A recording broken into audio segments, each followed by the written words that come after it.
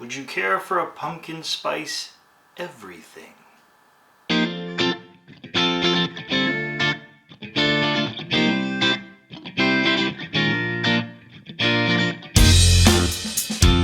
Welcome to Intoxicated Masculinity for the Wednesday. We have another cocktail video coming at you.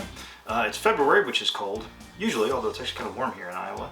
But since it's a cold month, we're doing hot cocktails to keep us warm. And because the algorithm rules all, and because Americans apparently love pumpkin spice things, we will do our own alcoholic version of a pumpkin spice latte. Not really much to know about the history about this. Developed in 2001 by Starbucks, so not exactly what you call a ground level cocktail. But it is very popular. It sells millions and millions every year. People really seem to love it. You can get pumpkin spice just about anything you can think of. We are going to try and make a hot version, an alcoholic version of this cocktail. I've been playing around with the recipe a little bit, so we're going to make it one way. If that way doesn't work out, we might try a different way. But let's start off, now that we know the very limited history of the pumpkin spice latte, let's go ahead and make one and pretend like we're white ladies knitting Afghans and going to yoga, or whatever it is people do. Alright, and we're back with a wide variety of ingredients right here. I wanted to say, we're going to talk about this first. So in a recent how to drink video, Greg used the bain-marie method, which apparently is used by Jeffrey Morgenthaler's hot toddy recipe. We're going to sort of take it and use it for this.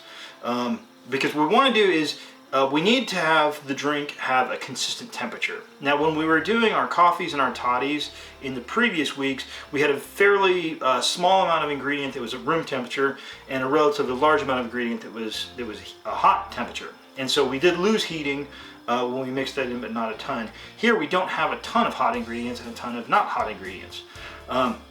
So what we've done is we've put some hot water in our large Boston shaker and put our small Boston shaker on top. Now it's important not to bang down on this, otherwise the water will come out. What it's going to do is it's going to allow us to heat our ingredients up so that they mix in with our coffee and we hopefully get a nice consistent temperature. So we're going to start off with just 1/4 ounce of our St. Elizabeth allspice dram.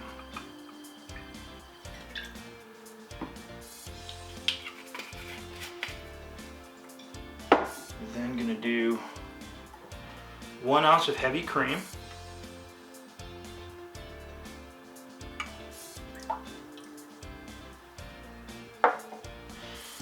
Now this is North Forest cream. It's a pumpkin liqueur they put out. So it's going to be our first part of our pumpkin flavor. And we're going to do 1 ounce of that.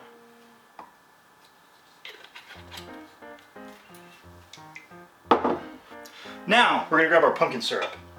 So this is made with pumpkin, turbinado sugar, and a few spices. And I'm going to go about 3/4 ounce.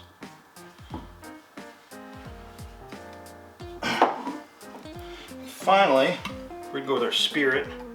In this case, there'd be a lot of things you could use in this. I think that it would be perfectly rational to use rum. I think Applejack brandy would be very good in this. Even rye, I think, would make a good choice. I'm going to go with brandy, or well, in this case, cognac.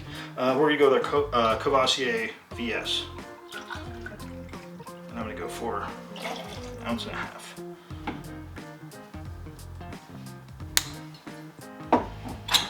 All right, let's give that just a little bit of a turn.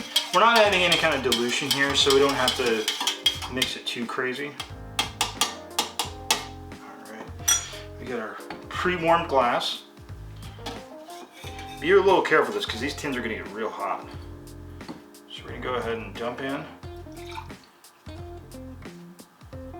all our liquors. And I believe we're going to want about 1.5 ounces of coffee to throw in here.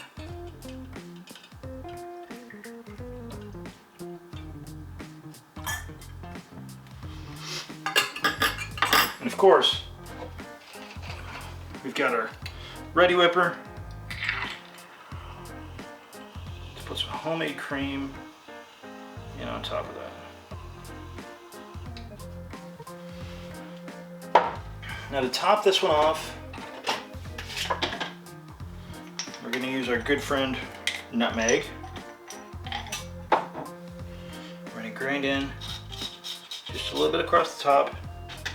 And of course, as the name implies, we're going to use a little bit of pumpkin spice as well. All right, and there we have our alcoholic pumpkin spice latte.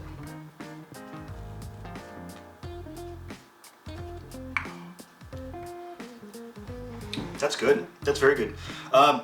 Now, I'll put up the recipe that I used to make the syrup, kind of basically. It's a very rich syrup, and it's a little molassesy too. So this is a very rich pumpkin spice latte. I think if you're making this at home and you're sensitive to things being too sweet, you could probably cut the pumpkin syrup down to half easily, maybe even a quarter. Because all the other stuff is bringing a lot of sweetness. Your pumpkin cream is bringing sweetness. Your allspice dram is bringing sweetness, and your pumpkin syrup is obviously bringing a lot of sweetness as well. Overall, though, I like that a lot. It's very balanced. It's deep. It's rich. It's a lot of the sugars are coming through. Again, this is turbinado sugars in the pumpkin syrup. You're getting that turbinado syrup or turbinado sugar, and your demerara sugars are just a little more. They have a different kind of flavor profile to them, just a little bit. It's one I like a lot. You'll see it in a lot of tiki cocktails with demerara syrups. We've used demerara syrup on the show a fair amount. Yeah, I think that works very well. I don't think I'm going to make another version of this right now. I think I'm pretty happy with that. Come fall, I know this is typically more of a fall cocktail than it is a winter necessarily cocktail. But when I was looking for hot cocktails, I just felt like I didn't want to leave this one off because I know a lot of people like it a lot. So yeah, I think this is the one I'd recommend you make. I think you'll be happy with it. And with that being said, I want to thank everybody for watching. Please like, share, and subscribe, and have a good drink. Have a good day.